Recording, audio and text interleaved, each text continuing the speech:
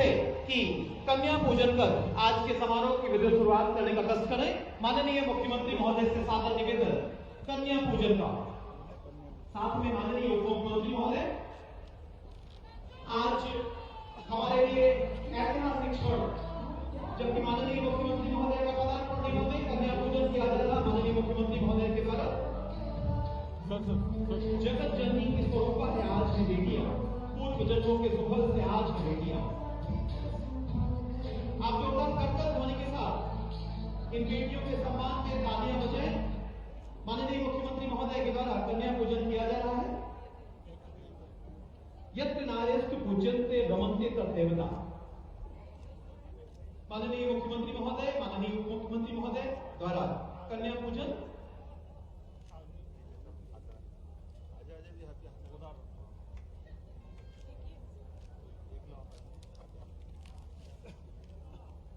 हम नारी की आजादी का सम्मान करेंगे, हम नारी की सुरक्षा का ध्यान रखेंगे।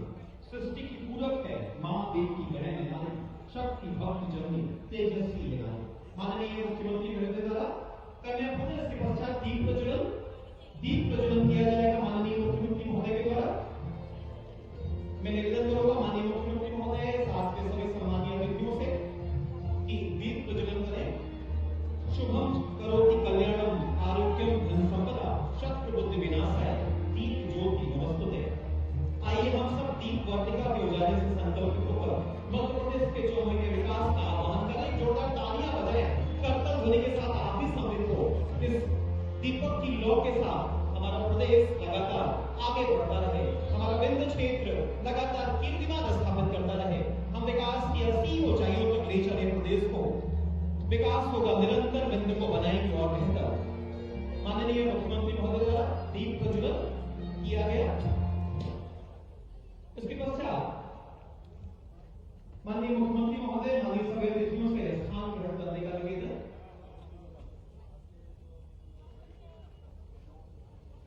मैं निवेदन करूंगा माननीय उप मुख्यमंत्री महोदय आदरणीय राजेश शुक्ल जी से कि आप माननीय मुख्यमंत्री महोदय का स्वागत करें विंध्य की धरा में, विंध्य की ओर से,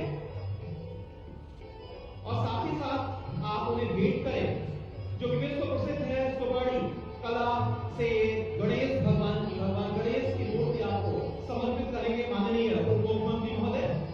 आप जोरदार तालियां बजाकर इस स्वागत अभिनंदन में शामिल हो। इसी क्रम में मैं निवेदन करूंगा माननीय सांसद महोदय श्री जनार्दन मिश्र जी से कि आप माननीय मुख्यमंत्री महोदय का स्वागत करें।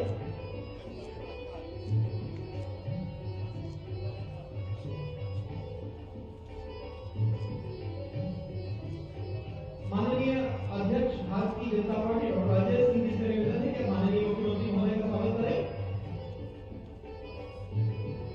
इसी क्रम में माननीय उप मुख्यमंत्री महोदय आदरणीय श्री राजेश शुक्ल जी के स्वागत के लिए निवेदन करूंगा आदरणीय नगर निगम अध्यक्ष रीवा श्री वेंकटेश पांडे जी से कि आप माननीय उप मुख्यमंत्री महोदय का स्वागत करें। और मंचासीन समस्त अतिथियों के स्वागत के लिए मैं निवेदन करूंगा माननीय मुख्य कार्यक्रम अधिकारी दिवस माननीय अपर कलेक्टर महोदय, आप मंचासीन समस्त अतिथियों का स्वागत करें। और इसके पश्चात स्वागत उद्बोधन के लिए आमंत्रित करेंगे माननीय सांसद रीवा आदरणीय श्री जनार्दन मिश्रा जी को क्या स्वागत उद्बोधन करें। माननीय सांसद रीवा।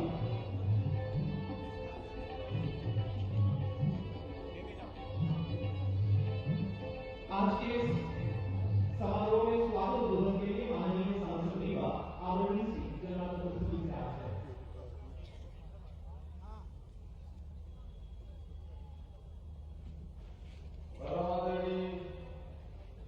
मुख्यमंत्री जी, आज आपका रीवा आगमन पर बहुत बहुत कोट से धन्यवाद आभार।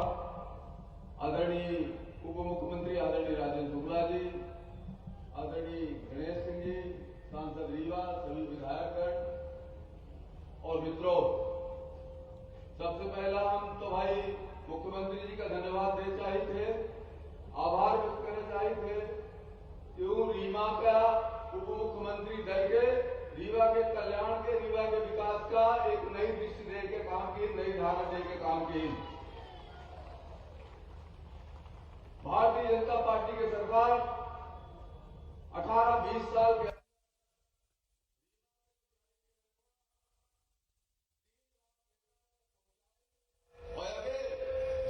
मुख्यमंत्री जी जब निर्णय नहीं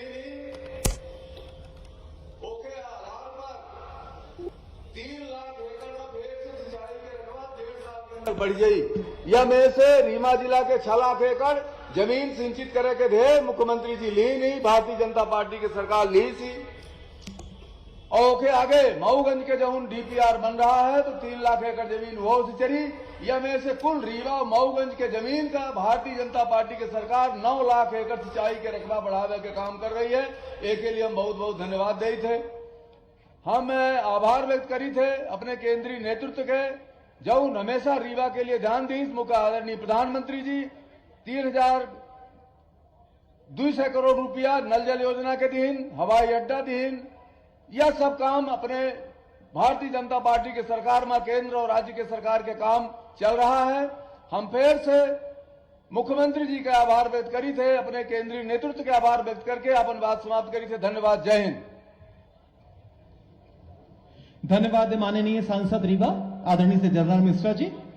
रीवा को विकास की असीम ऊंचाइयों तक पहुंचाने हेतु संकल्पित रीवा को राष्ट्र का गौरव बनाने का सपना देखने वाले हम सभी के विकास पुरुष माननीय उप मुख्यमंत्री महोदय आदरणीय श्री राजेंद्र शुक्ल जी को संबोधित करने के लिए आमंत्रित करूंगा। माननीय उप मुख्यमंत्री महोदय आदरणीय श्री राजेंद्र शुक्ल जी से निवेदन कि आप समारोह को संबोधित करने का कष्ट करें।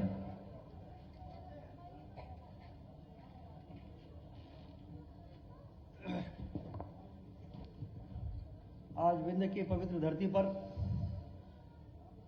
जिसे सफेद शहरों की धरती के रूप में भी सारी दुनिया जानती है, ऐसे हमारे रीवा में पधारे मध्य प्रदेश के नवनियुक्त मुख्यमंत्री हमारे आदरणीय मोहन यादव जी हमारे बीच में पधारे हैं। ये महाकाल की धरती से आते हैं। जैसे हम लोग बाबा महामृत्युंजय की धरती के हैं, वैसे आदरणीय मोहन यादव जी बाबा महाकाल की धरती के हैं। तो उज्जैन के ये लाल हैं, और आप लोगों को मालूम है कि नहीं मुझे नहीं मालूम, ये हमारे रीवा के दामाद भी हैं।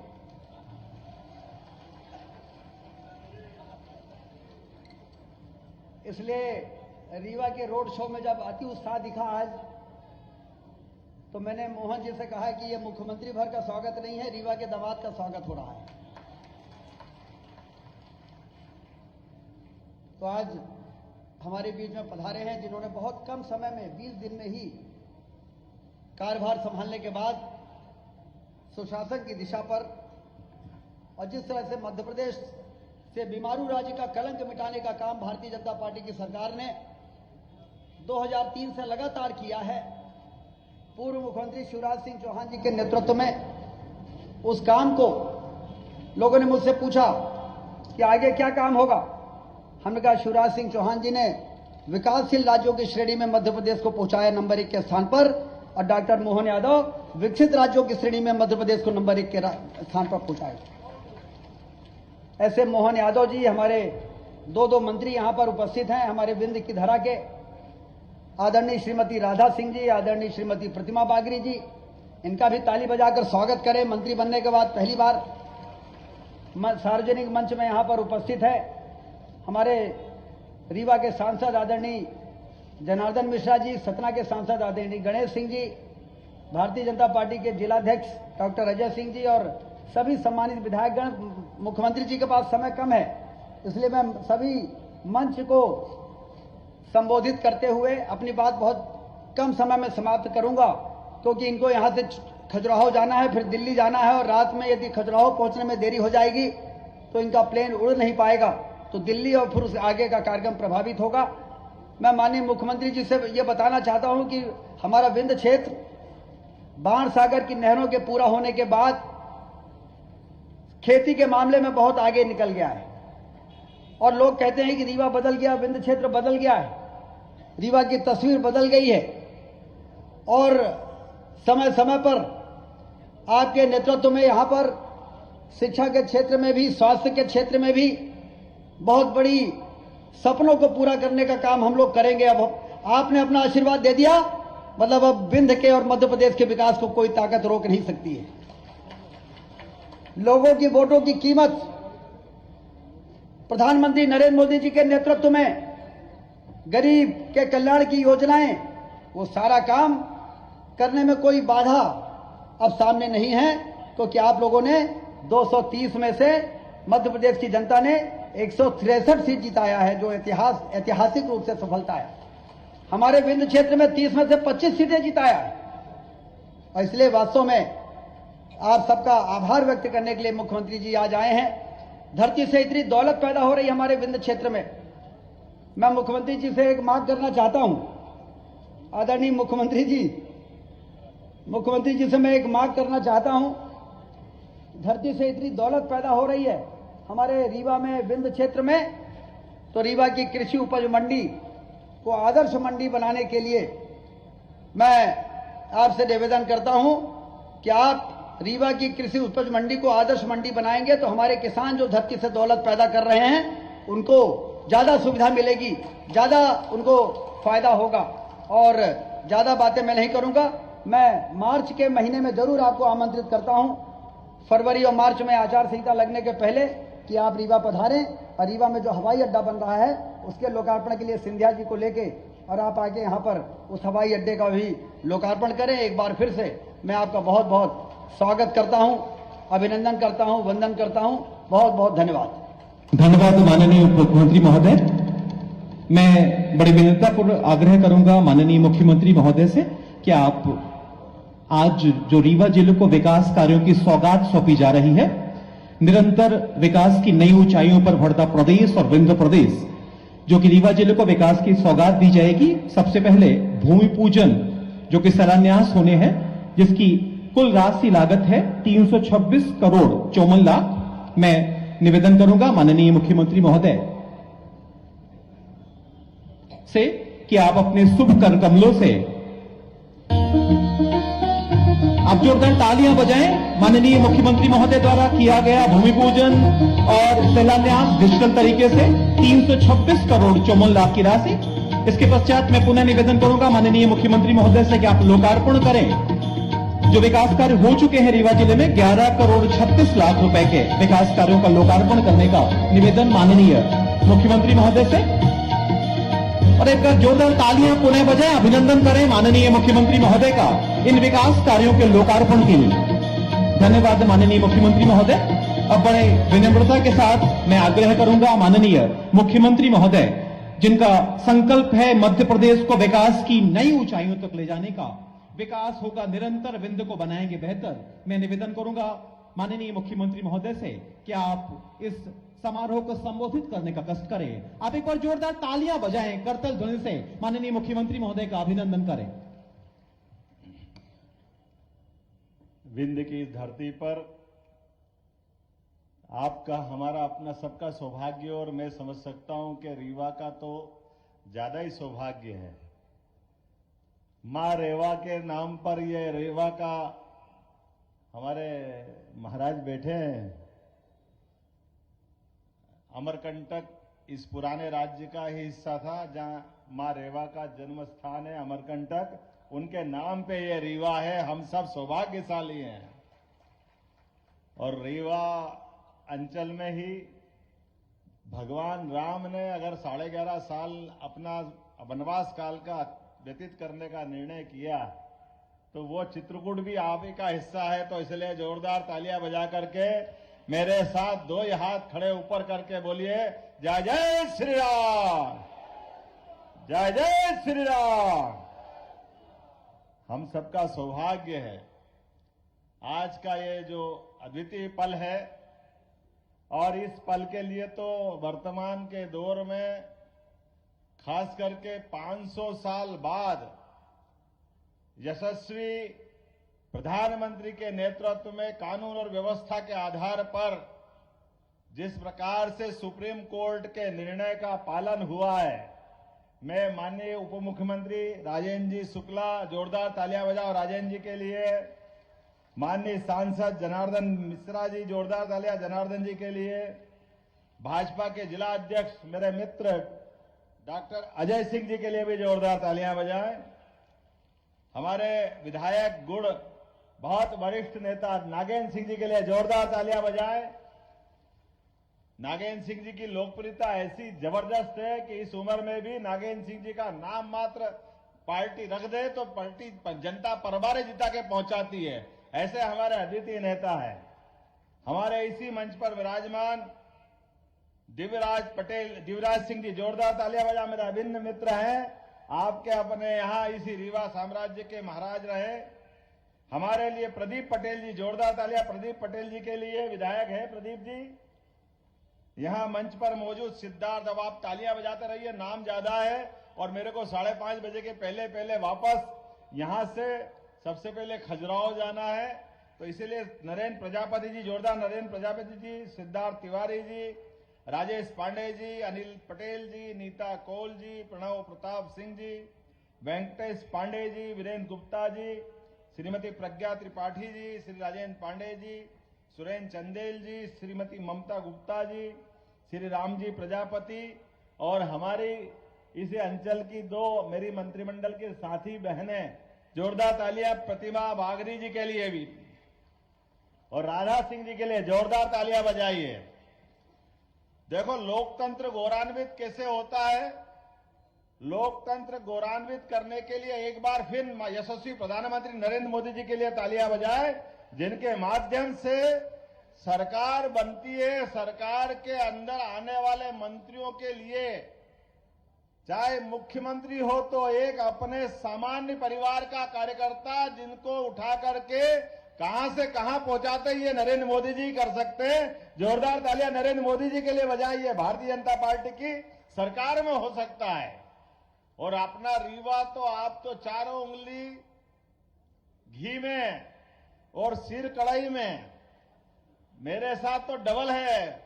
आपका उप मुख्यमंत्री भी अपने रीवा के और आपके दामाद भी रीवा के, कितना ज्यादा आनंद आया इस बात के लिए। और बचा कुचा थोड़ी बहुत कसर अगर थी तो पहली बार वाले विधायक दोनों बहनें भी आपकी रीवा अंचल की, जोरदार तालियां बजाएं राधा सिंह जी के लिए, प्रतिभा जी के लिए। हमारे यहां पद का महत्व नहीं है, व्यवस्था में कार्यकर्ताओं को प्रशिक्षित करने का महत्व है। और इसी कारण से लोकतंत्र जिंदा किस बात के लिए होता है। लोकतंत्र की लंबी लड़ाई में अमर शहीद क्रांतिकारियों ने अपने बलिदान दिया है, अपने आत्म आहुतियां दी है। और रीवा का तो मैंने अपने दिव्यराज सिंह जी से सुना है, रीवा हमारा वो साम्राज्य है जब मुगल सत्ता ने तलवार के दम पर अच्छे को परास्त किया, तो रीवा साम्राज्य ने हमारी सनातन संस्कृति को बचाने के लिए सदैव युक्ति बुद्धि से अपना रास्ता निकालते पूरा सनातन धर्म को बचाने का प्रयास किया। मैं इस बात के लिए आनंदित भी हूं कि हां, रीवा का अपना वाकई समय आ गया विकास का। जोरदार तालियां बजाओ, अब कोई कोर कसर बाकी नहीं रहेगी रीवा के लिए। हमने अपने काम के आधार पर यशस्वी मुख्यमंत्री से शिवराज सिंह जी चौहान, पूर्ववर्ती मुख्यमंत्री ने जब अपने विकास के कारवां को बढ़ाया यशस्वी नरेंद्र मोदी जी के नेतृत्व में, तो हमने पुनः संकल्प लिया कि आपने जहां तक बढ़ाया है हम उससे 4 गुना आगे ले जाने के लिए संकल्पित है। इसलिए आपकी कोई योजना, किसी प्रकार के विकास के काम को बगैर बंद किए और नए कीर्तिमान बनाएंगे, नई ऊंचाइयों पे ले जाएंगे। और इसीलिए काम का विकेंद्रीकरण करने का भी हमने सिस्टम बनाया है। सरकार को वल्लभ भवन से उठा करके संभाग तक और संभाग से जिले तक और जिले के बाद विधानसभा के अपने कार्यकर्ताओं के माध्यम से विकास के लिए गली गली, मोहल्ले मोहल्ले, हर जगह दरकार जहां रहेगी वहां तक विकास के आयाम को ले जाया जाएगा। और ये यशस्वी प्रधानमंत्री की सरकार है जिनने आह्वान किया कि हम सरकार में आए तो ये तमाम प्रकार के, जाना कितने प्रकार के षड्यंत्र होते सरकार बनाने के लिए। और उन्होंने जो कहा कि हमारे पास केवल 4 जातियां हैं, वो 4 जातियां में किसान, महिला, युवा, ये जो उनका अपना समीकरण है, केवल उनके लिए किसान, इनके लिए काम करेंगे। मुझे इस बात की प्रसन्नता है कि सिंचाई के संसाधन भी सबसे अच्छे कहीं पनपे तो रीवा अंचल में पनप करके गरीब से गरीब आदमी के भी जीवन में बदलाव लाने का प्रयास है। और राजेंद्र जी रुकिएगा मत, और जो प्रस्ताव बना सकते हैं, आपने कृषि उपज मंडी को अच्छा करने की बात की, मैं मंच से ही घोषणा करता हूं, कृषि उपज मंडी हमारी सर्वश्रेष्ठ बनेगी, इसमें कोई कॉम्प्रोमाइज नहीं होगा। इसके अलावा भी विकास के मामले में आप रोजगार परक विकास की दृष्टि जरूरत है, और रोजगार परक विकास के लिए निश्चित रूप से अब हमारे लिए आने वाले समय में उद्योग धंधे, किसान की व्यवस्था, खास करके जिस प्रकार का समय चल रहा है, उद्योग धंधे में भी माइनिंग से जुड़े जिले जहां हमारी माइनिंग है, खनिज के बहुत अच्छे संसाधन है, उनके माध्यम से विकास होगा। तो वो जिले जहां ये पहले से लगे वो तो अपनी जगह है ही, लेकिन ऐसे जिले जहां इसकी दरकार है, अभी गुंजाइश है, उन जिलों के लिए विशेष सब्सिडी देकर के उनको भी खड़ा कर करे प्रत्येक बेरोजगार के हाथ में सरकार कोशिश करेगी उनके जीवन में सुख का उजाला आए, उनका जीवन भी बदले, ये प्रयास हमारी सरकार का रहने वाला है। नई शिक्षा नीति के माध्यम से यशस्वी प्रधानमंत्री ने नया दरवाजा खोला है कि हाँ, विकास तो हम करेंगे, लेकिन केवल रोटी कपड़ा मकान की बात नहीं करेंगे। रोटी कपड़ा मकान तो होगा ही, लेकिन सनातन धर्म के मामले में कोई कॉम्प्रोमाइज करने वाले नहीं है। हम अपनी सनातन संस्कृति को भी सर्वोच्च स्थान पर रख करके आगे बढ़ेंगे इसी आधार पर, क्योंकि ये भारत अपने आप में इन विशेषताओं के कारण से ही दुनिया में सदैव आगे बढ़ता रहा है। इकबाल ने कहा है कि कुछ बात है कि हस्ती मिटती नहीं हमारी। तो यूनान, मिस्र, रोम बड़े बड़े साम्राज्य थे, लेकिन वो सारे के सारे साम्राज्य धराशायी हो गए। लेकिन हमारे अपने इस भारत की विशेषता है, ये अपने यहां पर अपनी परंपराओं के साथ अपने पुरखों के बनाए वो उच्चतम मापदंड उनको सबको स्थापित करके चलता है। इसलिए प्रभु राम में आस्था करने का मामला हो तो हाँ कहता कि हाँ हमारे पूर्वज थे। अब ये अलग बात है कि उसके मामले भी लोग राजनीति करते हैं। जिनको राजनीति करना वो राजनीति करे, उसकी परवाह भारतीय जनता पार्टी न कभी करी है न कभी करेगी। प्रभु रामचंद्र जी ने सारा जीवन अपना कदम कदम पर पूरे भारतवर्ष के लिए समूची मानवता को धन्य करने के लिए गुजारा है। आज भी बच्चा बच्चा सबका सपना होता है कि राम राज्य होना चाहिए। भगवान राम को इस पृथ्वी पे अवतरित हुए 17 लाख साल से ज्यादा साल हो गए, लेकिन आज भी रोम रोम में राम समाये हुए हैं। और एक तरफ हम जब राम की बात करते तो हमको मालूम है आज भी बड़े दुर्भाग्य के साथ कहना पड़ रहा है, अरे भाई सुप्रीम कोर्ट ने निश्चित कर दिया है। सुप्रीम कोर्ट से तो बड़ी कोई कोर्ट हो नहीं सकती है। सुप्रीम कोर्ट ने निश्चित किया कि हाँ अयोध्या में भगवान राम का मंदिर बनना चाहिए, वो मार्ग प्रशस्त होना चाहिए। मुझे इस बात की प्रसन्नता के मुस्लिम बंधुओं ने भी, जो पिटिशनर थे, उनने भी कहा कि हाँ हमको भी सहमति है, हम ये भगवान राम का मंदिर अयोध्या में बनना चाहिए। लेकिन अभी भी कांग्रेस के कुछ नेताओं का पेट दुख रहा है, अभी भी वो मानने को तैयार नहीं कि वह मंदिर बनना चाहिए। कोई इनको छोड़ने वाला है क्या? आप बताइए, ऐसे लोगों को कोई माफ करने वाला है क्या जो प्रभु राम के मामले में अड़ंगा लगाए? जीते जी पहले कह रहे थे प्रभु राम की बात करते हो, मंदिर वहीं बनाएंगे, तारीख नहीं बताएंगे। अब जब तारीख भी बता दी, मंदिर भी तैयार है, 22 जनवरी को हमारा अपना प्रभु राम के गर्भगृह में प्रवेश का भी मामला है, तो अब कह रहे हैं दूसरा मुद्दा खड़ा कर दिया। अरे भाई वो मूर्ति कहाँ है? अरे भैया तुम्हारा तो भरोसा ही नहीं था राम में, तो भगवान को कहाँ ढूंढ रहे हो? भगवान तो हमारे और आपके दिल में, जो प्रभु को राम को माने वो राम के। आपने तो केवल राजनीति की है। ऐसे राजनीति करने वालों को मैं निश्चित कह सकता हूं कि आज जिस प्रकार से जन आभार यात्रा के माध्यम से वैसे तो प्रदेश भर में माहौल बना है, लेकिन रीवा ने सबसे ऊंचा छक्का लगाया है, सबसे ऊंचा अपना आज का परचम लहराया है। मैंने इतने खराब माहौल में भी, जब बारिश, कोहरा, शीत, तमाम प्रकार के अवरोध, परमात्मा अपनी परीक्षा ले रहा है, लेकिन रीवा के लोगों ने और पूरे रीवांचल के लोगों ने जो स्वागत किया है, तो मैंने भी संकल्प किया है परमात्मा की दया से अगर सरकार के मुखिया का जवाबदारी दी है तो राजेंद्र जी और हम सब मिलकर के कोई कोर कसर नहीं बाकी छोड़ेंगे। प्रत्येक क्षेत्र में अपन आगे बढ़ेंगे क्योंकि हमारी जवाबदारी है। अगर हम अपनी इतने प्रचंड बहुमत के बाद अगर हम सरकार को आगे नहीं ले जाएंगे तो कौन ले जाएगा। और इसके साथ साथ विकास भी करेंगे और हमारी सनातन संस्कृति पे गर्व भी करेंगे। मुझे इस बात की जानकारी है कि यहाँ पाणिनि संस्कृत विश्वविद्यालय का एक केंद्र बनने वाला है। 20 करोड़ की लागत से उसका हमने सेंटर का विकास करने की बात कही है। अगर 100 करोड़ भी लगेंगे राजेंद्र जी तो निश्चित रूप से उसमें भी कोई कोर कसर नहीं बाकी रहेगी। जिस जिस क्षेत्र में भी पैसा लगेगा, जो विकास का काम की आवश्यकता होगी, वो सारे के सारे काम होंगे। और आज हमने संयोग से मैंने कहा था कि यहां पर मैं जहां जा रहा हूं केवल आभार रैली नहीं कर रहा हूं, केवल भाषण नहीं दे रहा हूं। हमारे सभी माननीय विधायक, सांसद, मंत्री, इनके संभागों के साथ लॉ एंड ऑर्डर की बैठक। आप बताइए, वर्षों वर्षों से थाने बने हुए थे, लेकिन थानों की सीमाओं को लेकर जनता की कठिनाइयों के लिए अभी बहुत इस बात में गुंजाइश थी। हमने निर्णय किया कि थानों की सीमा बदली जाएगी और जहां जहां नजदीक से नजदीक लॉ एंड ऑर्डर के लिए व्यक्ति पहुंच सकता है, 31 जनवरी के पहले पहले उसको दुरुस्त किया जाएगा। हमारे कार्यकर्ताओं का तो ठीक है, आम जनता का भी मान सम्मान के मामले में कोई भी प्रशासन का अधिकारी बदतमीजी करेगा, हमारी सरकार बर्दाश्त नहीं करेगी किसी कीमत पर। वो कितना भी बड़ा अधिकारी क्यों न हो, सरकार का मतलब जनता की सरकार है, गरीबों की सरकार है, जनता के बीच से चुन के आते हैं। तो जनता का सम्मान करना हमारा भी दायित्व है और अधिकारियों का भी दायित्व है। इस मामले में कोई कॉम्प्रोमाइज नहीं किया जाएगा।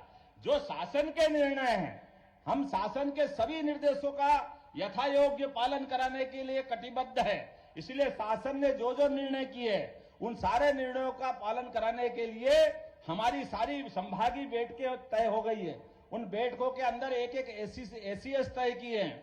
हमने कोशिश की है वो सारे काम करें। आज थोड़ा समय कम पड़ गया राजेंद्र जी, तो आने वाली 16 तारीख को एक बार फिर रीवा अंचल में आएंगे, दोबारा बैठक करेंगे और विकास का एजेंडा बना लेना। तब तक वो सारे काम भी मंजूर करेंगे। आज लगभग 350 करोड़ के काम का तो यही से लोकार्पण, भूमि पूजन हमने किया। जोरदार तालियां बजाओ पूरे के पूरे काम को लेकर के। और आने वाले समय में फिर हम अपना संकल्प करेंगे।